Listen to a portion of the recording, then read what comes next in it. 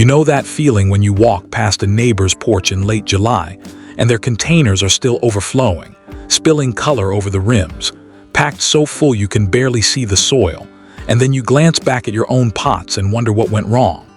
Most of the time it isn't your care, it's your plant selection. Some flowers are simply bred to bloom hard for a few weeks and quit.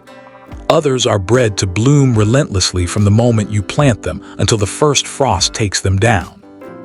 Today I want to walk you through 10 of those relentless bloomers, the exact plants professional landscapers and container designers reach for again and again, because they perform in heat, they perform in humidity, and they don't ask much of you in return.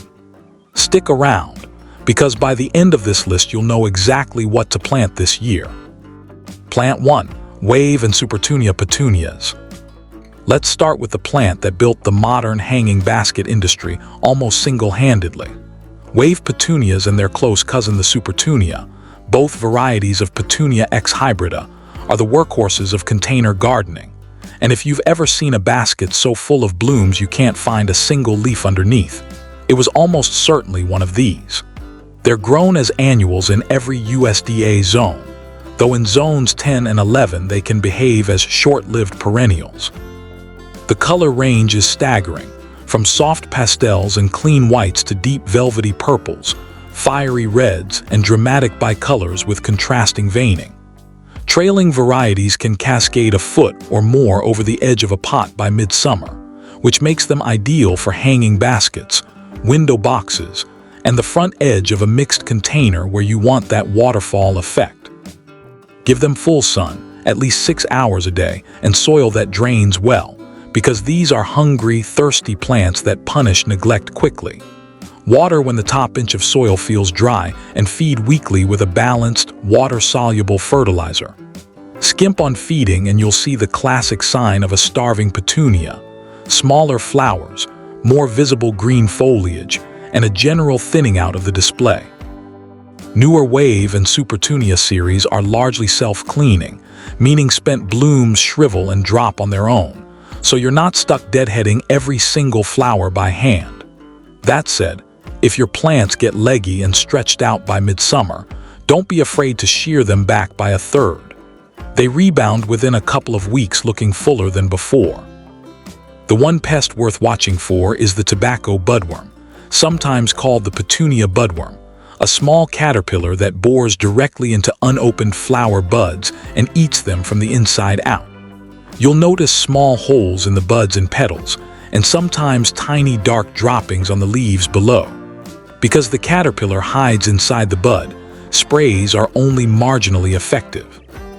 Your best defense is walking your containers every few days, hand-picking any caterpillars you see, and dropping them into a bucket of soapy water.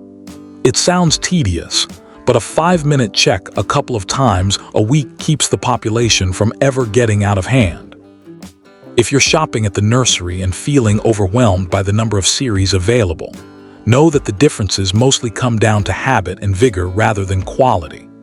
Wave series tend to spread wide and work beautifully as a dense, ground-hugging filler in a large container, or even as a spilling ground cover along a border, while Supertunias tend to have a slightly more controlled mounding and trailing habit that suits a mixed pot where you don't want one plant taking over everything else.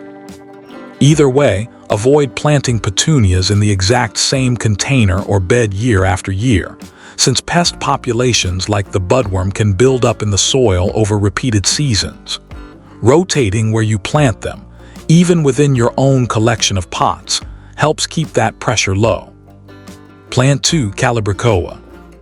Plant number 2 is Calibrachoa, commonly sold under the name Million Bells, and the name isn't an exaggeration.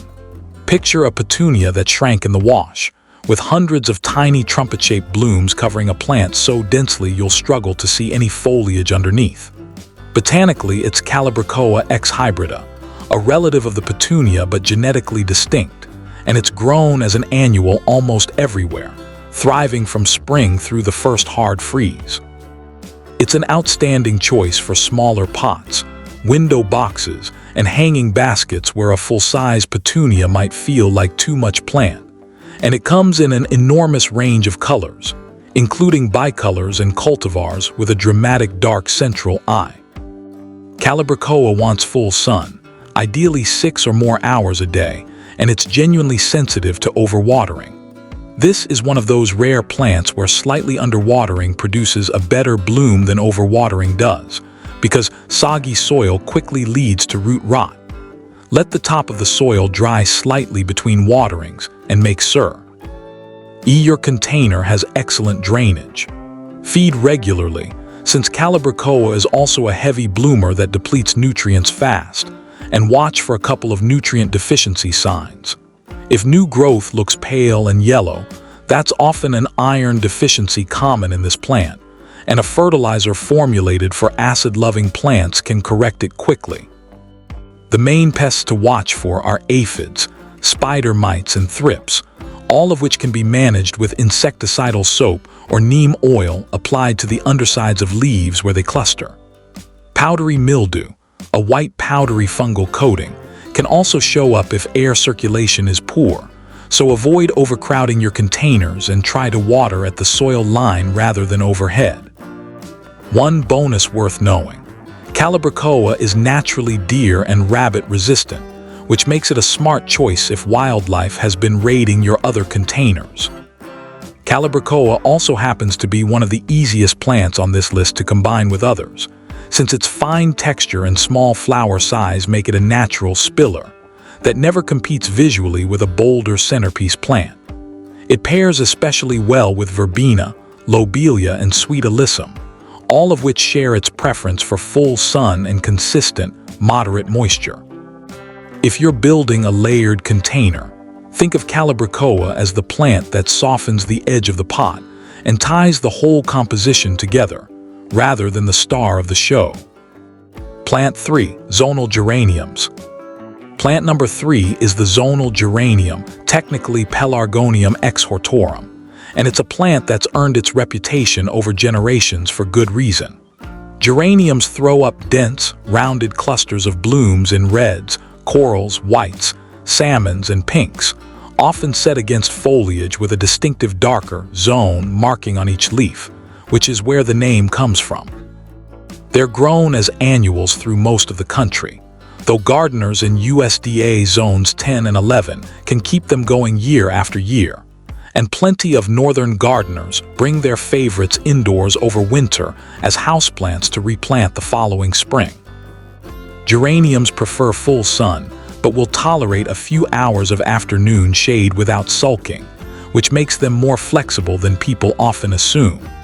They like to dry out somewhat between waterings, so check the soil with your finger before reaching for the hose, and avoid letting them sit in a saucer of standing water. Regular deadheading, simply snapping off the entire spent flower stalk at its base rather than just picking individual florets, keeps new buds coming steadily through the season and prevents the plant from looking tired and brown. There's also a trailing form called ivy geranium, Pelargonium peltatum, with glossier, more pointed leaves and a graceful cascading habit, which is a fantastic choice if you want height and drape in the same container. The pest to know about here is, once again, the budworm, since geraniums are actually the pest's namesake host plant. If you've had budworm trouble in the past, ivy geraniums are noticeably less attractive to them than zonal types, so that's worth keeping in mind if you're rebuilding your container lineup. Beyond that, geraniums are refreshingly low maintenance, drought-tolerant once established, and one of the few container flowers that genuinely looks intentional and tidy with almost no effort. One design note worth flagging: geraniums are somewhat territorial neighbors. Their root systems can release compounds that suppress the growth of nearby plants, and gardeners often notice that petunias planted right up against geraniums bloom less vigorously than petunias grown elsewhere. That doesn't mean you can't combine them, but it's worth giving geraniums their own dedicated pot, or at least their own section of a large container, rather than crowding them in tight against more delicate bloomers. Plant 4. French Marigolds.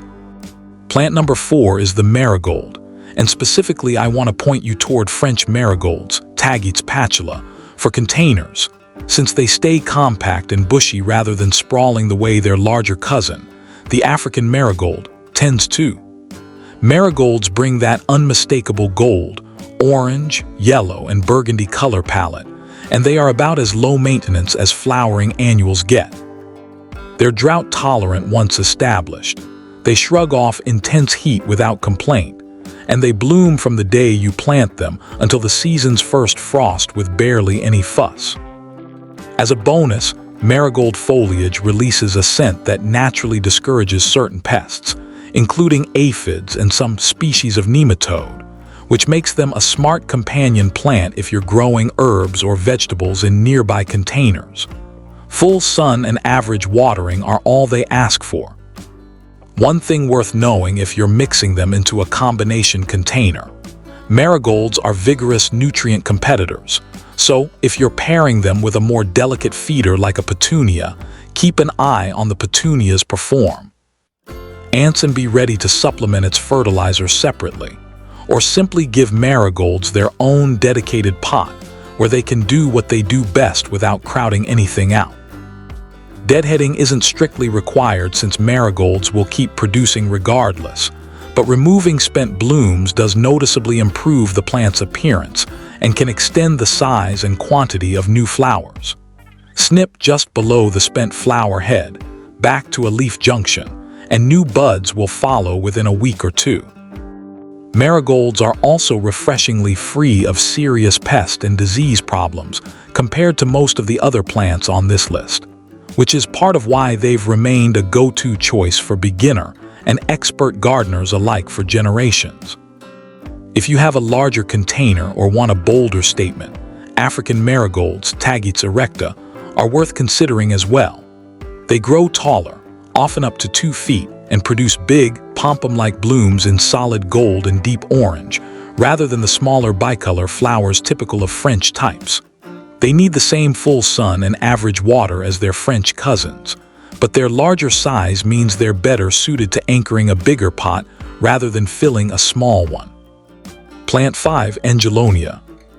Plant number 5 is Angelonia, sometimes called summer snapdragon because of its spiky flower form, and if you haven't grown it yet, this is the year to start. Botanically, it's Angelonia angustifolia, and it sends up elegant upright spikes covered in small orchid-like flowers in purple, pink, white, and bicolor combinations, typically reaching 12 to 18 inches tall. Unlike almost every other flower on this list, Angelonia genuinely thrives in punishing heat and humidity without missing a beat, which makes it an outstanding choice for gardeners in the hottest parts of the country, or for anyone whose containers sit on a west-facing porch that bakes all afternoon. It wants full sun and is impressively drought-tolerant once established, handling dry spells that would leave a petunia wilting flat. Angelonia is also self-cleaning, meaning spent flowers drop away on their own, so there's no deadheading required at all, which is a real time saver if you're managing a lot of containers. A single mid-season trim, cutting the plant back by a few inches once it starts to look tall and thin, will encourage bushier growth and even more flower spikes for the second half of the season. Because it grows upright rather than mounding or trailing, Angelonia makes the perfect anchor plant, or thriller, in a mixed container, giving you vertical structure to pair with trailing spillers like Calibrachoa or Verbena cascading out below it. It's also refreshingly pest-resistant compared to petunias and geraniums, largely sidestepping the budworm problem entirely, and it carries a light, pleasant fragrance that most other container annuals simply don't offer. Most Angelonia varieties grow upright, but a newer cascading type has entered the market for gardeners who want that same heat tolerance in a trailing form, spilling over the edge of a basket rather than standing straight up. If your local nursery carries it, it's worth seeking out for hanging baskets specifically, since true heat-proof trailing plants are harder to come by than upright ones. Plant 6. Zinnias. Plant number 6 is the zinnia. Zinnia elegans, and few flowers can match its sheer determination to bloom. Zinnias come in nearly every color except true blue, and a range of sizes, From compact 8-inch dwarf types perfect for smaller pots to towering 3- and 4-foot varieties that work best in large statement containers or as a striking backdrop plant. They love full sun and consistent water, and here's the detail that makes zinnias unique on this list. The more you cut them, the more they bloom. Cutting stems for an indoor bouquet functions exactly like deadheading, triggering the plant to push out fresh growth and new buds in response. Zinnias do need a bit more attention than some of the other plants here. Good air circulation is important, since crowded plantings are prone to powdery mildew, a white fungal coating that shows up on the leaves in humid weather. Space your zinnias with enough room to breathe. Water at the soil level rather than overhead to keep the foliage dry, and choose mildew-resistant series if powdery mildew has been a recurring problem in your garden in past seasons. Deadhead spent blooms regularly by cutting the stem back to the next set of leaves, and don't hesitate to prune hard if a plant starts looking leggy. One of the biggest side benefits of growing zinnias is the pollinator traffic they bring in. Few container flowers are as effective at drawing bees, butterflies, and even hummingbirds. So if you enjoy watching your porch come alive with activity through the summer, zinnias are the plant that delivers that experience most reliably. For containers specifically, look for compact, mildew-resistant series bred for pots. Rather than cutting gardens, they tend to stay tidy, branch well without staking, and hold up to wind and rain far better than the tall heirloom types, which can flop over in a container after a summer storm. If you want the classic tall cutting garden look anyway, plant them in your largest, heaviest pot to keep them from tipping, and place it somewhere sheltered from strong wind. Plant 7. Vinca. Plant number 7 is Vinca, also known as annual periwinkle, Catharanthus roseus, and it deserves far more attention than it usually gets.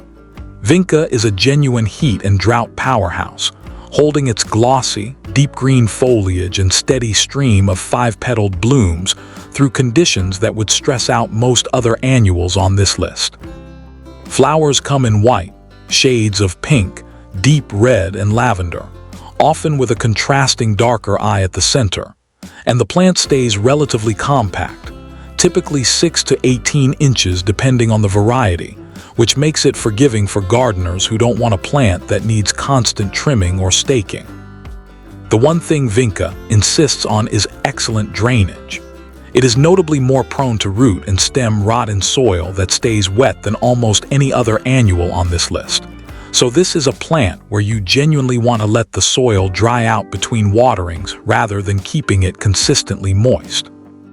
If you've struggled with root rot in Vinca before, look for newer disease-resistant series bred specifically to resist the soil-borne pathogens that cause it, since plant breeders have made real progress on this front in recent years. Vinca requires no deadheading at all, since spent flowers drop cleanly on their own, and it needs very little fertilizer compared to heavy feeders like petunias and Calibrachoa, making it one of the lowest maintenance plants on this entire list. It's an especially smart choice for containers you can't check on daily, vacation homes, or gardeners who travel frequently through the summer months and need something that can handle a missed watering or two without falling apart. Because Vinca and Lantana share nearly identical water and sun needs, they make an easy, low-maintenance pairing in the same container, and both hold up well next to Angelonia if you want a full thriller, filler, spiller combination that can survive a hot week without daily attention. This kind of low-water grouping is worth keeping in mind if you're planting containers for a porch that gets blasted by afternoon sun with no relief. Plant 8. Lantana. Plant number 8 is Lantana camara, and this is the plant to reach for if your containers sit in the hottest, sunniest spot on your entire property. Lantana produces clusters of small flowers that often shift color as they age, so a single cluster might show yellow, orange, and pink blooms all at once, creating a naturally multicolored, almost tropical effect. It laughs off high heat, tolerates poor soil, and doesn't demand frequent watering once it's established, which makes it one of the most drought-resilient flowering plants you can put in a pot. Give Lantana full sun, and don't overdo the fertilizer. Unlike Petunias and Calibrachoa, Lantana actually blooms best when it's not pampered too heavily, since excess nitrogen pushes leafy growth at the expense of flowers. It has a naturally shrubby, sprawling habit that fills out a container beautifully by midsummer with very little intervention, and trailing varieties are widely available for hanging baskets and the edges of mixed pots. Butterflies are drawn to Lantana in serious numbers, making it one of the best pollinator plants on this list if that's something you want to encourage on your porch. A quick safety note worth mentioning since this is such a popular plant. Lantana foliage and unripe berries are toxic if ingested, so if you have pets or small grandchildren who tend to put things in their mouths, position Lantana containers accordingly, or opt for one of the other plants on this list in high-traffic areas. Beyond that consideration, Lantana is about as carefree as flowering plants get, largely sidestepping the pest and disease issues that trouble more delicate annuals. Lantana can grow surprisingly large by the end of the season, especially the upright bush types, so give it a container with real room to spread, at least 12 to 14 inches across, rather than tucking it into a small pot where it will quickly outgrow its space. If you're limited on room, the trailing varieties stay more manageable and are the better pick for hanging baskets or window boxes. Plant 9. Trailing Verbena. Plant number 9 is Verbena, particularly the trailing types bred specifically for containers, such as the Supertunia and Zinnias series. Botanically Verbena ex hybrida, this plant produces flat clusters of small, jewel-toned flowers in purples, pinks, reds, and whites, and it has one of the most graceful cascading habits of any container annual, spilling gracefully over the rim, rather than growing upright. It pairs beautifully with an upright anchor plant like Angelonia, giving you a striking combination of height and flow within the same pot. Verbena wants full sun and good air circulation, since it can be prone to powdery mildew in humid, crowded conditions, the same way zinnias are. Water at the soil level when possible, and space your containers so air can move freely around the foliage. It performs best with consistent deadheading, though modern trailing series are considerably more self-cleaning than older heirloom Verbena varieties, so a quick pass with snips every week or two, rather than daily attention, is usually enough to keep it looking fresh. The budworm caterpillar that troubles petunias and geraniums will occasionally target Verbena as well, so if you're already inspecting your other containers for that pest, it's worth giving your Verbena a quick look at the same time. Beyond that, Verbena is a heat-tolerant, drought-resilient bloomer that holds up remarkably well through the hottest stretch of summer, right when many other container plants start to look tired. If you've tried Verbena in the past and been disappointed by mildew or a plant that petered out by August, it's worth trying again with one of the newer breeding series rather than an older heirloom type, since disease resistance in Verbena has improved considerably in recent years. The difference between an older variety and a modern one can be the difference between a plant that needs weekly attention and one that genuinely takes care of itself. Plant 10. Coleus. Plant number 10 is Coleus scutelarioides, and I'm including it because a container that looks spectacular all summer needs more than flowers. It needs foliage that holds its own, and nothing does that quite like Coleus. Grown almost entirely for its dramatic leaf color rather than its blooms, Coleus comes in combinations of burgundy, lime green, orange, hot pink, and cream, with leaf patterns ranging from ruffled and lacy to broad and bold, and those colors stay vivid from spring all the way through fall. One of Coleus's biggest advantages is flexibility with light. Newer sun-tolerant varieties handle full sun just fine, while classic types still prefer partial shade, which makes Coleus one of the few plants on this list valuable for containers that don't get full sun all day. The shadier side of a porch, for instance, where petunias and zinnias would struggle to perform. Keep the soil consistently moist, since Coleus doesn't tolerate drying out nearly as well as heat lovers like Vinca or Lantana, and feed it regularly to keep that foliage color as vibrant and saturated as possible. Here's the one care note that makes the biggest difference with Coleus. If you see small flower spikes starting to form, pinch them off right away. Flowering pulls the plant's energy away from producing the leaf color it's grown for, and a Coleus that's allowed to flower heavily often ends up scraggly and less full.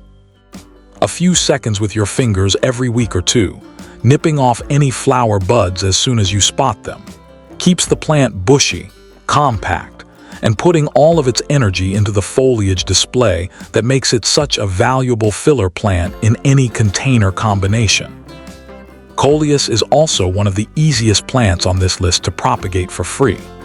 A 4-inch cutting placed in a glass of water will root within a couple of weeks, which means a single favorite plant at the end of the season can be turned into several new starts to overwinter indoors on a sunny windowsill, giving you a head start on next year's containers without spending a dime at the nursery. 10 plants, endless combinations, and every single one chosen because it keeps working long after the shorter blooming varieties have faded and given up. Pick even 3 or 4 of these for your containers this year. Pair a thriller like Angelonia with a filler like Coleus and a spiller like Verbena or Calibrachoa, and you'll notice the difference by the 4th of July. If this list helped you plan your summer pots, give it a like, subscribe for more gardening advice like this, and let me know in the comments which of these 10 you're most excited to plant.